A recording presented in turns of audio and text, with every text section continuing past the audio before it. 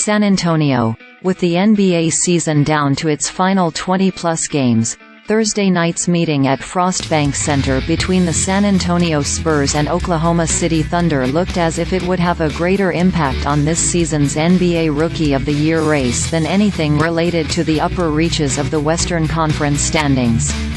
Who would win the third individual head-to-head between star rookies Victor Wembanyama, San Antonio's 7'4" French center, and Chet Holmgren, Oklahoma City's 7-1 postman drafted in 2022 but still a rookie because of an injury that cost him the entire 2022-23 season? Wasn't the game itself destined to be another easy win for the Thunder?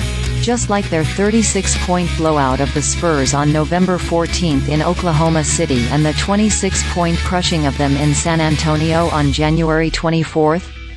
What transpired before another sellout crowd was the end of the rookie race with a bit of impact on the race for the #1 seed in the Western playoffs. Wembanyama led the Spurs to a spirit-lifting 132-118 victory over the first-place Thunder while also presenting clear evidence to any remaining on-the-fence Roy voters that he deserves every first-place vote. Wembanyama's final production: 28 points, 13 rebounds, 7 assists, 5 blocks and 2 steals, wasn't the proof as much as the totality of his game, especially at both ends in the fourth quarter. That period began with the Spurs clinging to a 98-96 lead and ended with a convincing 14-point victory.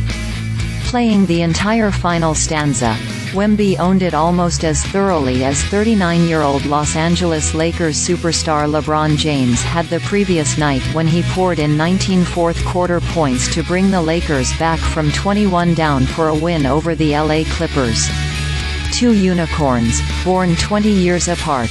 With an 11-48 record entering Thursday's game, the Spurs had experienced more than a few seemingly winnable games that went wanting in the pressure of the fourth period.